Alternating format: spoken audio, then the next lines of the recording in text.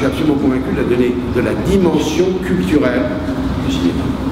Culturelle dans le sens de porteur de valeur. Moi, je ne trouve pas obligatoirement contradictoire d'être à la fois d'aller au cinéma et d'être susceptible d'avoir fait un effort pour voir pendant une période, pendant une heure et demie ou 2 heures, une œuvre exigeante. Ça ne me choque absolument pas, mais je constate que c'est de plus en plus difficile de convaincre une partie du public d'avoir cette attitude. Et plus généralement, on est sur un schéma dans lequel les références culturelles du cinéma sont des éléments de construction collective.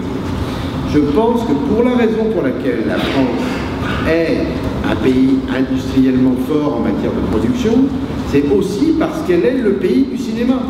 Elle est, avec les États-Unis, le pays dans lequel le cinéma a une construction réelle en termes de vécu collectif. C'est nous qui avons inventé le cinéma, c'est nous qui avons développé une industrie cinématographique depuis 100 ans, et encore aujourd'hui, c'est toute une série de comédiens importants ou de metteurs en scène importants qui font de temps en temps des très grands succès. Donc, quand il y a des très grands succès en France, ils sont souvent aussi le reflet d'une situation politique. Je vais prendre 3 exemples juste pour me faire comprendre. Je pense vraiment que lorsque Amélie est un grand succès, c'est parce qu'on est dans la nostalgie d'une période, d'un Paris et d'une période qui n'existe plus. Et on a après les choristes qui viennent alimenter la tendance de la nostalgie ou la gloire de être ou avoir à la gloire de la classe unique, quand même ne relève pas pour moi de la référence absolue en matière de modernité. Première période. Deuxième élément, moi j'analyse les ch'tis comme étant, le succès des ch'tis, comme étant une forme de refus de ce qu'a été la première période de Sarkozy, politique bling-bling, travailler plus pour gagner plus. La thèse de ch'tis, c'est pas ça, c'est soyez heureux avec l'argent que vous gagnez, là où vous êtes avec vos copains, c'est mieux qu'ailleurs. Okay.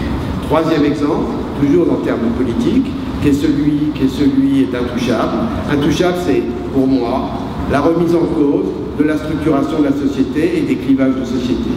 Donc c'est aussi cette conviction qui me renvoie au fait d'essayer de diffuser toutes les formes de cinématographie de ce pays de façon à donner des reflets, je dirais, des différentes tendances.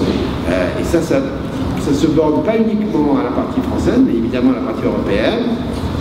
Quand on voit le succès de Watchda, par exemple, ou le succès de Singé Samour, pour prendre des exemples récents de films qui sont, à mon avis, pour moi, absolument sublimes dans un autre environnement, c'est la gloire de la France de pouvoir faire ce type de cinématographie, de montrer ce type de cinématographie. Et si la France, le marché français est considéré par les Américains comme un marché majeur, c'est parce qu'il est comme ça.